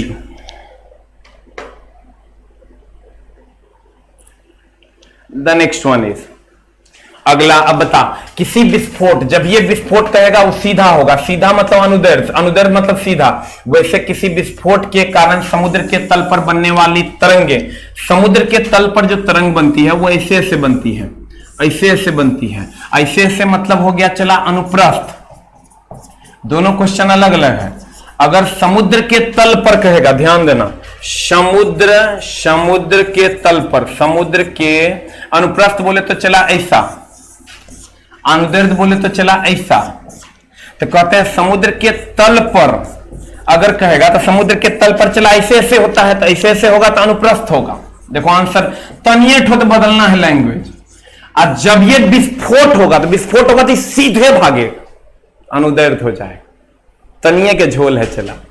अगर कहेगा समुद्र में विस्फोट, समुद्र, ध्यान देना चला, समुद्र समुद्र समुद्र में विस्फोट, अगर कह देगा समुद्र में विस्फोट तो समुद्र में विस्फोट कह देगा चला, तो ये हो जाएगा विस्फोट मतलब सीधा, तो ये हो जाएगा चला अनुदैर्ध्य। विस्फोट मतलब सीधा, तो ये हो जाए तो चला अनुदैर्ध्य। अनुदैर्ध्य मतलब विस्फोट मतलब अनुदैर्ध्य, अनुदैर्ध्य मतलब सीधा, अनुदैर्ध्य मतलब सीधा, अनुदैर्ध्य मतलब सीधा, अनुदैर्ध्य मतलब सीधा, अनुदैर्ध्य मतलब सीधा, और अनुप्रस्थ मतलब टेढ़ा, अनुप्रस्थ मतलब टेढ़ा। तो कहते हैं समुद्र के तल पर ऐसे ऐसे जाएगा, समुद्र के तल पर ऐसे ऐसे जाएगा, ऐसे ऐसे जाएगा, इसका मतलब अनुप्रस्थ होगा। लेकिन जब ये विस्फोट लगा दिया मतलब सीधे जाएगा, और सीधे जाएगा चला तो अनुदैर्ध्य होगा। कोई भी चीज में विस्फोट लगा देंगे तो सीधे जाएगा। और नॉर्मल समुद्र के तल पर होगा तो सर टेढ़ा मेढ़ा होगा, तब अनुप्रस्थ हो जाएगा। अब आंसर कह रहा है विस्फोट के कारण समुद्र के तल पर बनने वाली लहरें होती है सीधी, अनुदैर्ध्य। Right it down. अगला अगला अगला अगले क्वेश्चन में चलते हैं, जल्दी से इसको लिख लीजिए sir. The next question is, देखिए यही सब सर वो क्वेश्चन है जो आपको उस दुनिया में ले जाएगा जिस दुनिया में आपको आपके मम्मी पापा भेजना चाहते हैं। कहता है ध्वनि तरंगों की गति 700 मीटर पर सेकंड है। ध्वनि तरंग 7 किलोमीटर की यात्रा, ये चला नहीं क्वेश्चन में, पता नहीं बच्चा काहे फंस रहा है। ये न्यूमेरिकल अभी खूब पूछ रहा है, और न्यूमेरिकल में बच्चा खूब फंस रहा है। अब बच्चा फंस काहे रहा है, हम बताते हैं काहे। देखो हमको एक बात बताओ, हम लोग जो कहते हैं ना कि मेरी गाड़ी ना 100 किलोमीटर पर आवर के स्पीड से चल रही है, ध्यान देना, एकदम सिंपल लॉजिक बताते हैं, थोड़ा क्वेश्चन से निकल जाएगा तुम, ये मेरी गारंटी है। ये नहीं, और भी क्वेश्चन है, बना के देखना तू निकल जाएगा। कहता है 100 किलोमीटर पर आवर के गति से हम गाड़ी चला, पूरा फुकले हैं। तो एक मेरा घर है 200 किलोमीटर, मान लेते हैं चला, मेरा घर है 200 किलोमीटर। अगर हम 100 किलोमीटर पर आवर की गति से चला रहे, पर आवर का मतलब हुआ कि हम 1 घंटा में 100 किलोमीटर जाएंगे। 100 किलोमीटर पर आवर का मतलब 1 घंटा में 100 किलोमीटर। अगर कह दे 20 किलोमीटर पर सेकेंड, तो हम कहेंगे 1 सेकेंड में 20 किलोमीटर। 20 किलोमीटर पर सेकेंड का मतलब हुआ 1 सेकेंड में 20 किलोमीटर। 100 किलोमीटर पर आवर का मतलब हुआ 1 घंटा में 100 किलोमीटर। तो सर अगर 200 किलोमीटर जाना है इस गाड़ी से तो हम 2 घंटा में पहुंच जाएंगे, क्योंकि 100 किलोमीटर पर आवर हम चला रहे हैं और 200 किलोमीटर चलना है तो 2 घंटा। अब वही तो सवाल है, कहता है ध्वनि तरंग की गति 700 मीटर पर सेकेंड है, ये दे दिया है। ध्वनि तरंग 7 किलोमीटर की यात्रा करने में कितना समय लगाएगा, हमको ये बताओ चला। 700 मीटर पर सेकेंड मान लो तुम्हारे गाड़ी की गति है, या इसी को क्वेश्चन में जो दिया हुआ है ध्वनि की गति है, कितना किलोमीटर पर सेकेंड। 700 किलोमीटर पर सेकेंड तुम्हारे गाड़ी की गति है, ठीक है। 700 मीटर पर सेकेंड, मीटर पर सेकेंड, हमको जाना है चला 7 किलोमीटर। तब कैसे जाएंगे? 7 किलोमीटर बोले तो 7,000 मीटर। ध्यान देना, 700 मीटर पर सेकेंड से गाड़ी चला रहा है। ध्वनि तरंग 7 किलोमीटर, 7 किलोमीटर बोले तो 7,000 मीटर चलने में कितना समय लगेगा? अगर 100 किलोमीटर पर आवर से चल रहे हैं तो 200 किलोमीटर जाने में 2 घंटा। वैसे ही 700 मीटर पर सेकेंड से चल रहे हैं तो 7,000 मीटर जाने में कितना समय? एकदम सिंपल है, 100 सेकेंड, क्योंकि 1 सेकेंड में चल रहे हैं 700 मीटर, तो 100 गुना 7, 7,000 मीटर चलने में कितना सेकंड? तो 100 second. Answer 100 kilometre per hour चल रहे हैं, यानी 200 किलोमीटर जाने में 2 घंटा। 700 मीटर पर सेकंड चल रहे हैं तो 7,000 मीटर जाने में कितना? 100 सेकंड। Answer clear? 100 सेकंड लगेगा ना। चला 700 गुना 100, चला 700 मीटर पर सेकंड चल रहे हैं, हमको 7,000 मीटर चलना है। या ओकरो में तोरा अगर लगे कि कह रहा है कितना समय लगेगा, तो एकदम सिंपल तुम लगा सकता है, चाल बराबर दूरी बटा समय, और समय बराबर निकाल दोगे। समय बराबर, देखना मेरा जोड़ घटाव बड़ी गड़बड़ है, दूरी बटा चाल। तो दूरी हमको दे दिया है, दूरी कितना है चला 7,000, देखना जोड़ घटाव हमारे तनी गड़बड़ है। और चाल कितना है 700, एक से निकाल लो, ई 20 चल गलो तो 7 से कट गलो तो 10 हो गलो, यानी 10 सेकंड में पहुंच जाएगा। You will get the answer. हम गलती मार रहे थे, हमारा जोड़ घटाव गलती है, चला बहुत दिन हो गया है मैथ नहीं पढ़ते हैं, तो एकदम सिंपल एकरा में ई गो अगर तुरा नहीं समझ में आए तो सीधा लगा ना है, चाल बराबर दूरी बट्टा समय, समय बराबर दूरी बट्टा चाल। दूरी तुमको दिया हुआ है 7000 और चाल तुमको दिया है 700। कंडीशन सप्लाई, ये अगर मीटर पर सेकंड में है तो 7 किलोमीटर को मीटर में बदल देना होगा, नहीं तो मामला गड़बड़ हो जाएगा। अब तुम लोग इतना मैथ तो हर गड़बड़ नहीं है, तू बना लेगा, हमको पता है। अगला क्वेश्चन क्या कहता है, चला अगला क्वेश्चन तुम्हारे सामने बोर्ड पर ये रहा। जब मेंडलीफ ने अपना काम शुरू किया था तब कितने तत्व थे? देखो चला 4 आदमी इस पर काम किया, ठीक है। चला 4 आदमी इस पर, डोबेरिनर ने, न्यूलैंड ने, मेंडलीफ ने और मोस्ले ने। पीरियोडिक टेबल पर सर इन 4 लोगों ने काम किया। अरे 8300 8400 सर याद या मां कसम, अब तो तोरा हम चुम्मा देने का मन कर रहा है, ठीक ना। लेकिन जितना भी लड़का है मां कसम सही में बता नहीं सकते हैं कितना प्यार हम तुमको करने लगे हैं, और तू पहले से हमको इतना प्यार करता था ये हमको पता नहीं था। सर सत नमन है, गौर फरमाइएगा। कहते हैं जब मेंडलीफ ने अपना कार्य, देखो काम के क्या किया पीरियोडिक टेबल पर, है 4 आदमी था, एक कोई काम धंधा नहीं था, यही काम किया पीरियोडिक टेबल पर। ये डोबेरिनर, न्यूलैंड, मेंडलीफ और मोस्ले। अब सर पीरियोडिक टेबल भी अच्छे से पढ़ने का चीज है। अब उस जमाना चला गया जब तुम पीरियोडिक टेबल छोटा मोटा पढ़ के चल जाता था, बड़ा गड़बड़ जमाना आ गया है। कहते हैं डोबेरिनर, न्यूलैंड, मेंडलीफ और मोस्ले। चला कल हम एक जगह हमको जाना है, वैसे वहीं पर हम क्लास अरेंज कर दिए हैं, दिल्ली जाना है हमको, दिल्ली का फ्लाइट है। कल हम इटमे भी जाएंगे, और अगर हम कल जाएंगे वहां मेरा क्लास लाइव अरेंज कर दिया गया है। लेकिन अगर सर हम दिल्ली जाएंगे, बहुत जरूरी काम है, वैसे हम कोशिश करेंगे कि यहीं से हो जाए। अगर हम चले गए तो वहां से लाइव होंगे, ठीक है। किसी कारणवश नहीं हो पाए तो सोचो एकदम अति हो जाएगा, हमारा ककरो पैरों पकड़ना पड़ेगा तो पकड़ के लाइव हो जाएंगे। लेकिन अगर अति हो गया नहीं हो पाए तो माफ करना, वैसे 99.9% चांस है कि लाइव आएंगे, ठीक है। पूरी कोशिश रहेगी कि ऐसा कुछ ना हो। जब मेंडलीफ ने अपना काम शुरू किया, हमने कहा 4 लोग, डोबेरिनर, न्यूलैंड, मेंडलीफ, मोस्ले। पहले डोबेरिनर ने 1829 में किया, उसके बाद 1863 में न्यूलैंड ने किया, मेंडलीफ ने 1869 में और मोस्ले ने 1913 में। ये ट्राइड नियम लाया था, ये ऑक्टेव रूल लाया था, ये एटॉमिक वेट यानी परमाणु भार पर काम किया था, और ये एटॉमिक नंबर पर काम किया था। इसके समय ज्ञात तत्वों की संख्या का कोई माई बाप नहीं था, डोबेरिनर उल्टा पुल्टा सजाया था। न्यूलैंड के समय ज्ञात तत्वों की संख्या 56 थी, मेंडलीफ के समय 63 और मोस्ले के समय 114। 56, 63, 114, 56 Newland, Mendeleev, Moseley, Newland, Mendeleev, Moseley, Newland, Mendeleev, Moseley. 56, 63, 114, 56, 63, 114, धीरे धीरे बढ़ ले गया। इसको तो पता नहीं था कितना तत्व है, एकरा पता चला तो कहा 56, एकरा फिर और खोजा तो ई कहा हो 63 गो है और है, ई और खोजा तो 114 है, ई खोजा था अब तो 4-5 गो और बढ़ गया, 118 हो गया। तो चला बता आंसर की होगा। आइए इसको पूरा लिख लो, तो थोड़ा ईस्वी भी याद, नाम भी याद हुआ, ईस्वी भी याद हुआ, ट्राइड का नियम, नाम ईस्वी नियम संख्या, नाम ईस्वी नियम संख्या, नाम ईस्वी नियम संख्या। ये अरेंजमेंट, यही अरेंजमेंट हम न्यूमेरिकल में किए हैं। चला ऐसा अरेंजमेंट किए हैं कि न्यूमेरिकल कुत्तों को बुझा जाएगा। कल 9 बजे सर उसको लेकर हम लाइव आ रहे हैं। तो सर आंसर बता दीजिए। जब मेंडलीफ ने अपना काम शुरू किया, तो मेंडलीफ चचा ने जब काम शुरू किया तो 63, you will get the answer.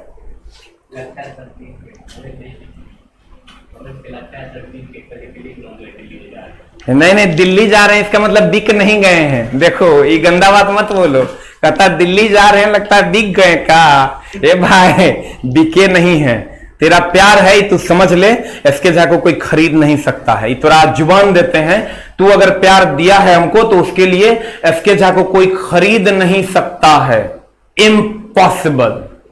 ठीक है, ये तू अपने जुबान में इधर डाल ले, बिकाऊ नहीं है। चला ठीक ना, जिस स्थिति में उसी स्थिति में रह लेंगे, जितना दुख है सह लेंगे, लेकिन मेरे को कोई खरीद नहीं सकता है, दिमाग से निकाल दो। चला दिल्ली जा रहे था। देखो चला, ये जो मोस्ले था, ये नए तत्व के बारे में नहीं बताया था, नए तत्व के बारे में मेंडलीफ ने बताया था। मेंडलीफ कहा था कि नए तत्वों के लिए देखो ये बहुत जगह स्थान छोड़ दिया, यहां छोड़ दिया, यहां छोड़ दिया। ये मेंडलीफ का पीरियोडिक टेबल, यहां यहां यहां यहां, केमिस्ट्री भी तुमको बहुत अच्छे से पढ़ना चाहिए। चला, ये सब जगह पर उन्होंने स्थान छोड़ दिया, ये मेंडलीफ ने छोड़ा था। मेंडलीफ का 4 बात तुमको याद रखना चाहिए। मेंडलीफ पहले हमने कहा, अभी जस्ट पहले डोबेरिनर, फिर न्यूलैंड, फिर मेंडलीफ, फिर मोस्ले। अभी हम लोग पढ़ते हैं मोस्ले का आधुनिक आवर्त सारणी, मोस्ले का आधुनिक आवर्त सारणी। अब यहां आओगे तो कहता है किसने छोड़ा था, किसने खोज के लिए प्रेरित किया था। तो मेंडलीफ ने पीरियोडिक टेबल के गुण क्या क्या थे, सारे उपलब्ध, जो भी उस टाइम उपलब्ध तत्व था, कितना था 63, उस सब को सजा दिया था। कुछ खाली स्थान छोड़ा, जब भी खोज हो उस खाली स्थान में लिखा जा सके। ये जो खाली स्थान छोड़ा, कहा जब भी खोज होगा तो यहां रख देंगे। उसके बाद जब अक्रिय गैस की खोज हुई, ये अक्रिय गैस को देखो, ये टेबल को यहां से इधर, इसका टेबल था, इसको कोई छेड़छाड़ नहीं किया, अक्रिय गैस को यहां दाईं ओर रख दिया, यहां helium, neon, argon, krypton, xenon, radon. तो कहते हैं जब अक्रिय गैस की खोज हुई तो बिना पीरियोडिक टेबल को बाधित किए हुए बाईं ओर इस ओर रख दिया गया। और कहता है इसके आवर्त सारणी में स्कैंडियम, गैलियम, जर्मेनियम को बाद में शामिल किया गया। पूछा है, चला एक जरूर याद रखना कि कहेगा कि बाद में पीरियोडिक टेबल में किसको शामिल किया गया, मेंडलीफ के पीरियोडिक टेबल में किसको शामिल किया गया, स्कैंडियम, गैलियम और जर्मेनियम। इसी का दूसरा नाम इक्का एल्युमिनियम, इक्का गैलियम रखा गया। अगला हम स्लाइड उससे वही बताएंगे। फिर से समझो, मेंडलीफ ने परमाणु भार के आधार पर सजाया, मेंडलीफ ने परमाणु भार के आधार पर सजाया, मेंडलीफ ने परमाणु भार के आधार पर सजाया। उसके समय ज्ञात तत्वों की संख्या 63 थी। उसने बहुत सारा खाली जगह छोड़ा जिसमें तत्व आ सकते थे, जिसमें तत्व आ सकते, और कोई नहीं छोड़ा था, सिर्फ मेंडलीफ। मोस्ले तो जितना तत्व था आधुनिक आवर्त सारणी में सबको सजा दिया। और उसने क्या किया, अक्रिय गैस को बाईं ओर सजा दिया। मेंडलीफ ने अक्रिय गैस को बाईं ओर सजा दिया और स्कैंडियम, गैलियम और जर्मेनियम को बाद में शामिल किया। अब बाद में क्या शामिल किया, तो एक क्वेश्चन है, निम्न में से किसने नए खोज के लिए प्रेरित किया, मेंडलीफ ने। किसने खाली जगह छोड़ा, मेंडलीफ ने। न्यूलैंड ने क्या किया, इसने ऑक्टेट रूल दिया, ऑक्टेव रूल दिया। न्यूलैंड ने क्या दिया सर, ऑक्टेव रूल दिया। डोबेरिनर ने क्या किया सर, तिर्यक नियम दिया। डोबेरिनर ने क्या किया, तिर्यक नियम दिया। मोस्ले ने क्या किया, चला आधुनिक आवर्त सारणी। सब पूछा है, हमको तो लगता है 25 बार पूछा है। एक बार पलट के देखना, आधुनिक आवर्त सारणी फिर से देख लो। न्यूलैंड ने ऑक्टेव रूल दिया, मोस्ले ने आधुनिक आवर्त सारणी दिया, डोबेरिनर ने तिर्यक नियम दिया, मेंडलीफ तो परमाणु भार के आधार पर सजाया, परमाणु भार के आधार पर सजाया, सारे उपलब्ध तत्वों को ही सजाया, लेकिन खाली जगह भी छोड़ा, अक्रिय गैस को इस ओर लिख दिया। तब आंसर हो जाएगा मेंडलीफ। अगला देखो, चला ये हम बोल रहे थे यूट्यूब एसके चैनल पे आप सब्सक्राइब करने के लिए नहीं बोल रहे हैं, आप लाइव पढ़ सकते हैं। टेलीग्राम पर पीडीएफ मिलेगा, एस अलग है, के अलग है, झा पीडीएफ, इस ग्रुप से आप जुड़ सकते हैं। और यहां पर मेरा सारा पीडीएफ डेली का अपलोड हो जाता है, इस टेस्ट का भी 3, 4, 5 बजे तक अपलोड हो जाता है, जिसको आप पहले से बना के रखेंगे। और daily live Monday to Friday हम आ रहे हैं 9 से 10 में, न्यूमेरिकल, वो भी फ्री ऑफ कॉस्ट है आपके लिए, आप आ सकते हैं। सर देखिए, हमने कहा सर इसका नाम पूछता है, मॉडर्न पीरियोडिक टेबल में नाम गैलियम, स्कैंडियम और जर्मेनियम ये है। वैसे इक्का बहुत सारा, इक्का एल्युमिनियम, इक्का बोरॉन, इक्का सिलिकॉन, इक्का मैंगनीज, ट्राई मैंगनीज वगैरह वगैरह ढेरी है, लेकिन इस सब को नहीं पढ़ना है, एकरा काट दो, एकरा नहीं पढ़ना है। लेकिन चला एकरा पढ़ना पड़ेगा। इक्का एल्युमिनियम को क्या कहा जाता है, तो कहेगा गैलियम। कहेगा इक्का बोरोन को क्या कहा जाता है, स्कैंडियम। कहेगा इक्का सिलिकॉन को क्या कहा जाता है, जर्मेनियम। ये तीनों जल्दी से लिख लो, ना तो मामला गड़बड़ हो जाएगा। तीनों को बहुत बार पूछा है, जल्दी से लिख लो। चला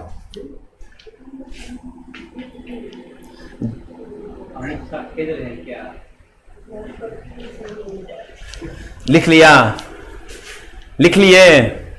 इक्का एल्युमिनियम, गैलियम, इक्का बोरोन सर, स्कैंडियम, इक्का सिलिकॉन, जर्मेनियम। अगला कहता है चला कि अरे यार बढ़ता है घटता इसी में काम हो जाएगा। बाद बाकी दोनों ऑप्शन तुम लोग देखना, तुम्हारे पास होगा। सोडियम से क्लोरीन की ओर जाने पर परमाणु का आकार, चला रे एगो तो हम जुगाड़ बताते हैं। देखो जुगाड़ क्या है, आकार प्रकार के मामले खत्म है। तुमको क्या क्या पूछेगा, एगो पूछेगा आवर्त में, ध्यान देना। एगो पूछेगा चला आवर्त में, एगो ऐसा जुगाड़ देंगे 6 गो क्वेश्चन तोरा खट से बन जाएगा। आवर्त और एक वर्ग, ये पूछेगा चला इलेक्ट्रॉन बंधुता, ये हुआ पहला। दूसरा पूछेगा विद्युत ऋणात्मकता, विद्युत ऋणात्मकता। तीसरा पूछेगा आयनन विभव। देखो आवर्त ऐसे होता है, वर्ग ऐसे होता है। तो आवर्त में इधर से इधर जाते हैं, अब वर्ग में इधर से इधर आते हैं। तो आवर्त का स्पेलिंग बड़ा है, वर्ग का स्पेलिंग छोटा है। आवर्त में जब भी जाएंगे, चला ध्यान देना, आवर्त में जब भी जाएंगे चला लेफ्ट टू राइट जाएंगे, और वर्ग में ऊपर से नीचे आते हैं। वर्ग में जब भी जाएंगे टॉप टू बॉटम जाएंगे। तो चला जब लेफ्ट टू राइट जाएगा मतलब इधर से इधर, और वर्ग में ऊपर से नीचे। तो चला अब आवर्त का स्पेलिंग बड़ा है, वर्ग का स्पेलिंग छोटा है, तो ये तीनों ने चला। ये आवर्त का स्पेलिंग बड़ा है तो ये बढ़ता, ये भी बढ़ता, इसका भी स्पेलिंग ये भी बढ़ता। ध्यान देना, ये भी चला बढ़ता। देखो 6 क्वेश्चन कैसे बनता है। और यहां वर्ग में आओगे तो वर्ग का स्पेलिंग छोटा है, तो घटता, ई भी घटता, ई भी घटता। ध्यान दो, हम कैसे याद करने के लिए तुमको बोल रहे हैं। इलेक्ट्रॉन बंधुता, विद्युत ऋणात्मकता, आयनन विभव। इस आवर्त में लेफ्ट टू राइट, वर्ग में टॉप टू बॉटम, यही पूछता है। तो आवर्त का स्पेलिंग बड़ा है तो बढ़ता बढ़ता बढ़ता, वर्ग का स्पेलिंग छोटा है तो घटता घटता घटता। अब ये जो तुम्हारा प्रश्न है वो है चौथा, और वो पूछता है परमाणु त्रिज्या। परमाणु त्रिज्या, परमाणु त्रिज्या इस सर क्या होता है? परमाणु त्रिज्या उल्टा होता है, घटता, ई हो जाता है बढ़ता।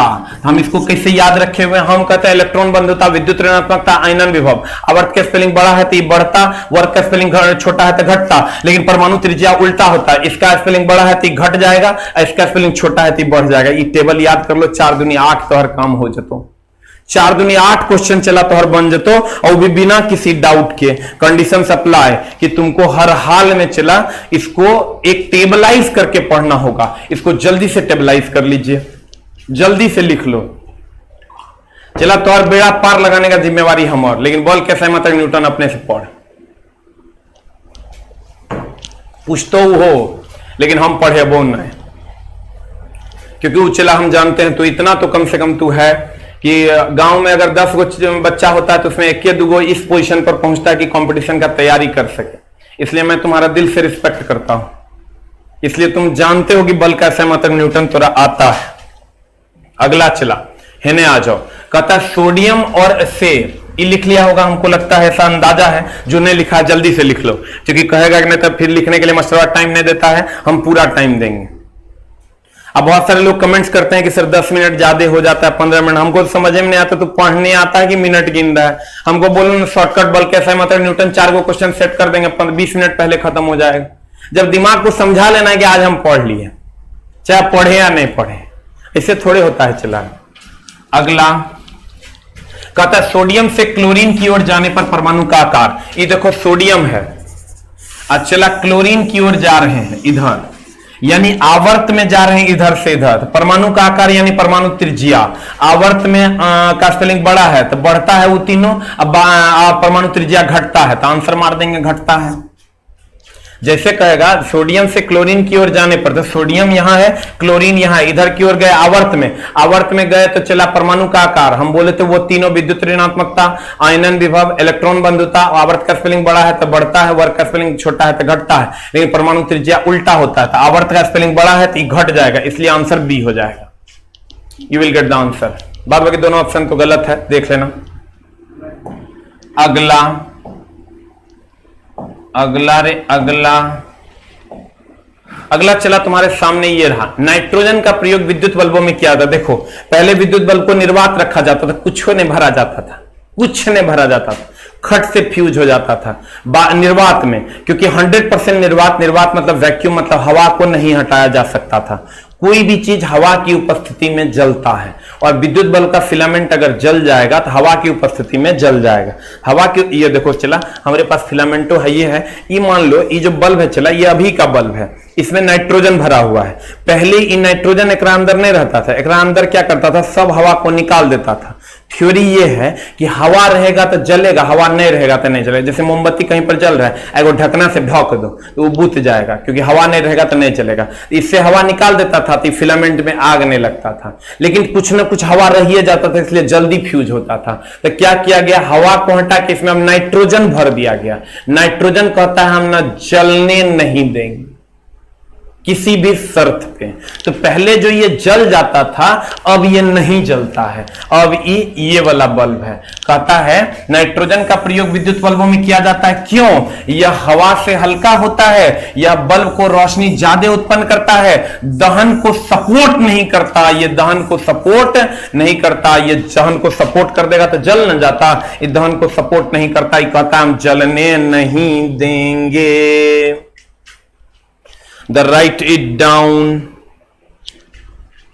The next one is, sir यहां जरूरी नहीं नाइट्रोजन, देखो यही चला एक्सपीरियंस है, गौर फरमाओगे तो समझा देंगे हम, लेकिन इसके लिए पेशेंस चाहिए चला पढ़ने के लिए, कुदुक फुदुक से नहीं होगा। यहां चला क्या होगा, नाइट्रोजन के जगह पर क्या देगा, नाइट्रोजन के जगह पर देगा चला आर्गन भी दे सकता है, कि आर्गन का प्रयोग विद्युतीय बल्बों में क्यों किया जाता है, तो कहेंगे वही, यह दहन को सपोर्ट नहीं करता। एगो कभी कभी जीवन काल का क्वेश्चन आजकल पूछ रहा है चला, ये तोरा कोई नहीं पढ़ाएगा लेकिन क्वेश्चन है, गौर फरमा, तुम कहेगा तुम ही एगो काबिल है। सर काबिल नहीं है सर, आपके लिए मेहनत करने की कोशिश करते हैं। नाइट्रोजन, क्योंकि सर आप लोग इतना प्यार दे रहे हैं। जीवन काल कहेगा किसका ज्यादा है, तो कहेंगे नाइट्रोजन भरेंगे तो जीवन काल ज्यादा, आर्गन भरेंगे तो उससे कम। अगर उससे भी कम कह दोगे, उससे भी कम कह दोगे तो कहेंगे निर्वात, निर्वात का जीवन काल सबसे कम होगा। उससे भी कम कह दोगे चला तो कहेंगे हवा, उससे भी कम कह दोगे तो कहेंगे हवा, उससे भी कम कहेंगे तो क्या कहेंगे चला, हवा। राइट इट डाउन, जल्दी से लिख लो। सबसे अधिक जीवन काल होगा जब नाइट्रोजन, उससे कम आर्गन, उससे कम निर्वात, उससे कम हवा। जल्दी लीड। नाइट्रोजन आर्गन पूछता है, बच्चा को पता नहीं चलता है, मारेंगे क्या। अगला प्रश्न आपके स्क्रीन पर, ये नाइट लिख लिया, लिख लिया रे, हे रे भाई हमर सोना हमर, चला हम थक नहीं रहे हैं, हम धीरे धीरे इसलिए पढ़ा रहे हैं कि कॉन्सेप्ट सॉलिड जाएगा, ना तो पता करेंगे चल जब बोरा में, इसलिए एकदम आराम से हम ऐसे ऐसे नाचने लगेंगे तोरा बड़ा बढ़िया लगेगा। क्यों, क्योंकि तोरा नाच देखने में बड़ी मजा आता है। वो हम लोग वीडियो देख रहा होगा और नीचे में आ रहा होगा, अकेले में देखें तो कहेगा है कि पढ़ लिख कर रहे हैं, अकेले में देखें। तो चला अकेले में फिर कुछ करना है कि नहीं करना है, कि खाली अभी अकेले में देखने हैं, मामला हो जाए तो गड़बड़। ये खातिर चला ये सब काम नहीं करना है, की करना है, पढ़ना है। कहता है देखो तो है क्वेश्चन है ने कहेगा फास्फोरस की परमाणुकता, परमाणुकता क्या है चला, जैसे तत्व, ध्यान देना, तत्व परमाणुकता, तत्व परमाणुकता, एकदम आराम से चला। ऑक्सीजन है तो 2 होगा, जय गो रहेगा तय गो परमाणुकता, O3 है तो 3 होगा, N2 है चला तो 2 होगा, हीलियम अकेले होता है तो इसकी परमाणुकता 1 होगी। जल्दी से लिख लो, जाएगो रहेगा उतने परमाणुकता, एकदम सिंपल वाला बात, जाएगो रहेगा उतने परमाणुकता। लिख लिया। अब देखो फास्फोरस की परमाणुकता क्या है, तो सर फास्फोरस 2 प्रकार के, एगो रेड फास्फोरस, एगो व्हाइट फास्फोरस, यानी लाल फास्फोरस और सफेद फास्फोरस। सफेद फास्फोरस को येलो यानी पीला फास्फोरस कहते हैं।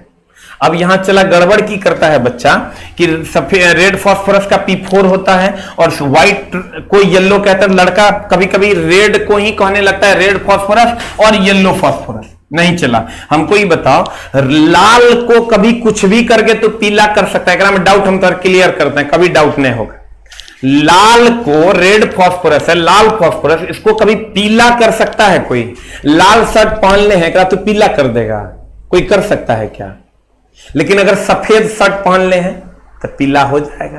पूछो सर, निकाल के लगा लो, जब भोरे भोर निकालते हो ओकरे लेके ऐसे निकाल लगा लो, पीला हो जाएगा। पियर का रंग लगा लो, पीला हो जाएगा। लेकिन ललका पे कितनों रंग चढ़ा दो तो पीला होगा। इसका मतलब श्वेत ही पीला हो सकता है, श्वेत ही पीला हो सकता है, लाल कभी पीला नहीं होगा। तो एकरा में डाउट मत रखना। श्वेत लाल फास्फोरस है, श्वेत फास्फोरस का दूसरा नाम पीला फास्फोरस है, क्योंकि श्वेत को जब जलाइएगा तो पीला लौ देता है। अब एक फॉर्मूला होता है P4, एक फॉर्मूला होता है P2। अब यहां मामला फंस गया। कहिएगा फास्फोरस की परमाणुकता, तो कहिएगा 4 है तो 4 होना चाहिए, 2 है तो 2 होना चाहिए। अब दोनों है, चला देखो चतुर्थ परमाणुकता भी है, द्विपरमाणुकता भी है, लेकिन सर आपका आंसर क्या हो जाएगा? चतुर्थ परमाणुकता। क्यों? क्योंकि ये पहला ऑप्शन होगा आपका और ये आपका दूसरा ऑप्शन होगा। आप कहिएगा क्यों? क्योंकि फास्फोरस हमेशा लगभग लाल फास्फोरस के रूप में पाया जाता है, इसीलिए P4 होगा। ये स्टेबल भी होता है, इसलिए आपका आंसर C होगा। और C नहीं होगा तब B होगा। लिख लो ये फर्स्ट आंसर और ये सेकेंड आंसर, जल्दी से लिख लो। व्हाइट और येलो में तुम कभी भी धोखा मत खाना, ना तो मामला गड़बड़ हो जाएगा। हो गया? एकदम आराम से चला। बी कंफर्टेबल, बी काम। लड़का लिख रहा है पटना में सर हम कहां से क्लास लेने। एक छोटी सी झोपड़ी है सर, कोशिश कर रहे थे कि बना लेंगे, लेकिन कोरोना आ गया। 7-8 महीना से बेरोजगार थे तो बन नहीं पाए। इसलिए कोई बोलता है कि घर पे आ रहे हैं तो हम बोलते हैं भाई मत आ मेरे घर पे, क्योंकि आएगा तुम देख लेगा तो दिमाग ठिकाने आ जाएगा कहां हम रह रहे हैं। ये बोर्डे तक चला ठीक है, ये बोर्ड के बाद देखने लायक नहीं है, ठीक ना? क्योंकि चला लगभग 7-8 महीना से तो समझ ही रहा होगा, लगभग टीचर और क्लास सब कुछ बंद है सभी लोगों का। अगला अगला अगला अगला देखो, चला एकदम सिंपल है। निम्न में से कार्बन के किस अपर रूप की संरचना भूगर्भीय ग्लोब के समान होता है? तोरा देखो की करना है, हम बताते हैं। कार्बन नैनो ट्यूब एक ट्यूब होता है, ऐसा होता है। सीसा जो तुम्हारा दूसरा ऑप्शन है वो इस कदर होता है। फुलरीन ऐसा होता है फुटबॉल के समान। हीरा ऐसा होता है। तोरा नहीं याद रहे ना तो फू से फुलरीन और फू से फुटबॉल, ये तो कितना सिंपल है। फू से फुलरीन और फू से फुटबॉल, फू से फुलरीन और फू से फुटबॉल, फू से फुलरीन और फू से फुटबॉल। अब गौर फरमाओ, निम्न में से कार्बन के किस अपर रूप की संरचना भूगर्भीय ग्लोब। अब ग्लोब बोले तो ऐसा, ऐसा बोले तो फुटबॉल, ऐसा बोले तो फुलरीन, फुलरीन फुटबॉल ग्लोब। जे कह दो आंसर आपके सामने है। चला अगर शीशा कह देगा तो षटफलकीय कह देंगे, या चतुष्फलकीय भी कहते हैं सर इसको। अगला फ से फुलरीन, फ से फुटबॉल, फ से फुलरीन, फ से फुटबॉल। कहता सोडियम को डैश में संग्रहित किया था। देखो चला, सोडियम को नहीं, ये फर्स्ट ए में हाइड्रोजन को छोड़ दो, इसी को हम कहते हैं क्षारीय धातु ग्रुप। क्षारीय धातु ग्रुप इस सब को चला रखते हैं कहां पर डुबाकर? Sodium, lithium, sodium, potassium, rubidium, caesium, francium, इस सब को चला पानी में डुबाकर नहीं रखते, इसको रखते हैं कहां पर? चला एकदम सिंपल, कहां पर? कहीं पर भी सुधार करने की तुमको जरूरत लगे ना चला तो हमको उसमें कमेंट बॉक्स में लिखो। मेरा को चलवा है वो कमेंट्स देख रहा है, हम तो नहीं देख पा रहे हैं, वो हमको बता देगा कि सर लड़का है ही बात कह रहा था। हम सब जगह सुधार कर देंगे, तो और सब बात मानेंगे क्योंकि तू हमको बहुत प्यार दे रहा है। इसलिए भाई तेरा आदेश सर आंखों पर। यहां फास्फोरस की अगर बात करोगे तो पानी में डुबा कर रखते हैं, तब सर अब मामला क्या है? इसी में तो सर अस्थाई और अस्थाई दे देगा ना। तोरा केमिस्ट्री तू पढ़ा होगा चला, लेकिन केमिस्ट्री बड़ा प्यार से पढ़ने का चीज है। अगर प्यार से नहीं पढ़ा तो मामला एकदम गड़बड़ हो जाएगा। तोरा पता नहीं चलेगा कि तू बात अब नहीं पूछता है कि जल के का बर्फ में बदलना भौतिक की रासायनिक। अब पूछता है जब फास्फोरस को हवा में छोड़ देंगे तो बताइए भौतिक की रासायनिक, वहां मामला फंस जाता है। अब ध्यान देना, सोडियम को डैश में संग्रहित, तो एकदम आराम से पानी या किरोसिन में तो पहले डाउट मत करो। प से फास्फोरस, प से पानी, प से फास्फोरस, प से पानी, प से फास्फोरस, प से पानी, एकदम सिंपल है। ठीक है, तो फास्फोरस को पानी में तो इसको किरोसिन में। ये वो क्वेश्चन आजकल पूछ रहा है कि हथेली पर कौन गल जाता है? चला रे, ये एकदम गूढ़ ज्ञान है। हथेली पर ही गल जाता है कौन? गल जाता। देख लो केकर सामने में लिखे हैं सोडियम, सोडियम हथेलिए पर गल जाता है। ये फर्स्ट कहेगा क्षारीय धातु को कहां रखते हैं? किरोसिन। हम लोग खाली रखते हैं सोडियम को किरोसिन में, क्षारीय धातु को कहां? किरोसिन में। लिथियम को किरोसिन में, सोडियम को किरोसिन में, पोटेशियम को किरोसिन में, rubidium kerosene, caesium kerosene, francium kerosene. अब कहेगा कौन हथेली पर गल जाता है? तो कहेंगे पोटेशियम हथेली पर गल जाता है। फास्फोरस को कहां रखते हैं? तो पानी। प से फास्फोरस, प से पानी, प से फास्फोरस, प से पानी, प से फास्फोरस, प से पानी। क्लियर है? चला केकरा हथेली पर? सोडियम को। सोडियम को डैश में संग्रहित करते हैं। चला डैश में संग्रहित करते हैं। सोडियम को किरोसिन में, मिट्टी के तेल में संग्रहित करते हैं। You will get the answer. हो गया? जल्दी जल्दी लिख ले रे भैया। हाइड्रोजन को काहे छांट दिए? काहे कि चला वो गैस है।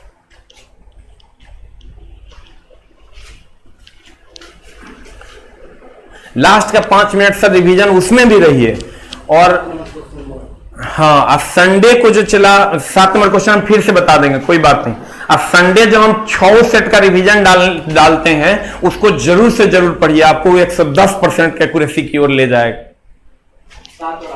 लेकिन मंडे टू सैटरडे क्लास कीजिएगा तभी वो क्लास समझ में आएगा। अगला क्या है रे? चला एकदम सिंपल है। निम्न में से कौन सा जीव पुनर्जनन या मुकुलन?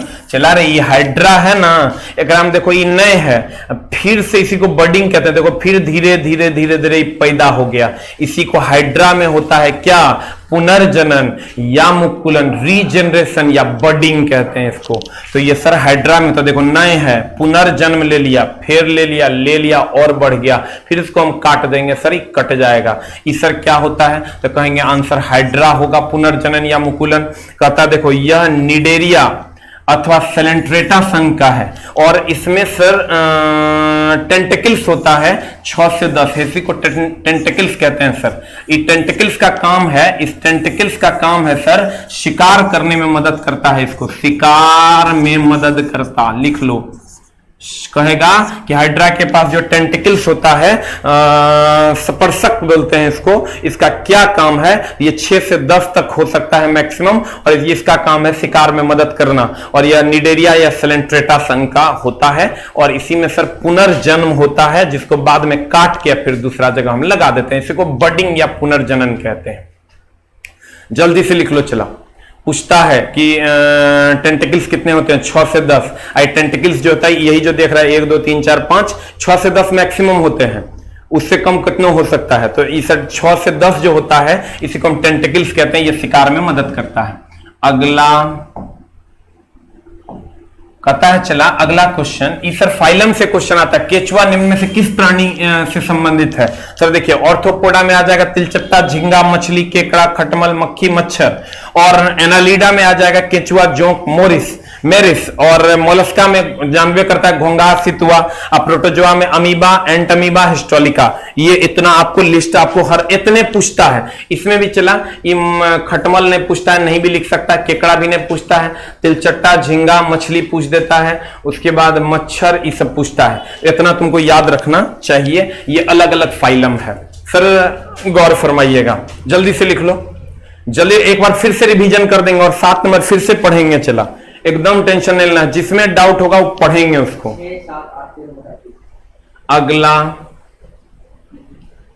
अगला क्वेश्चन क्या है? चला द लास्ट क्वेश्चन इज, अगला क्वेश्चन आपका कहता है निम्न में से किस में छोटी आंत? चला रे शाकाहारी जितना है ना, हम लोग जितना भी घास खाने वाला है उस शाकाहारी है, और उस शाकाहारी में छोटी आंत बड़ा होता है, और मांसाहारी जितना है ना ओकरा में छोटी आंत छोटा होता है। तो देखो कहता निम्न में से किसमें छोटी आंत सबसे छोटी होती है? तो छोटी आंत छोटा होता है चला मांसाहारी में, इसलिए आंसर हो जाएगा शेर। ठीक है, अब एक बार हम फिर से रिवीजन करेंगे और ये समझो 110% कर देगा तुम्हारे कॉन्सेप्ट को। शाकाहारी जो भी घास खाने वाला है छोटी आंत बड़ा होगा, मांसाहारी में छोटा होता है, ये तो क्लियर है। उसके बाद ये तो तुमको लिस्ट है, चला एकदम आराम से देखो, फास्ट रिवीजन करते हैं। केचुआ ये तुमको याद रखना होगा। ऑर्थोपोडा में कौन कौन है? Annelida, Mollusca, protozoa. बायोलॉजी में सर कुछ कुछ चीजें आपको याद ही रखनी पड़ती है। अगला निम्न में से कौन पुनर्जनन या मुकुलन? कहेंगे हाइड्रा। हाइड्रा हाइड्रा पुनर्जनन हो जाता है, इसमें 6 से 10 टेंटिकल्स होते हैं।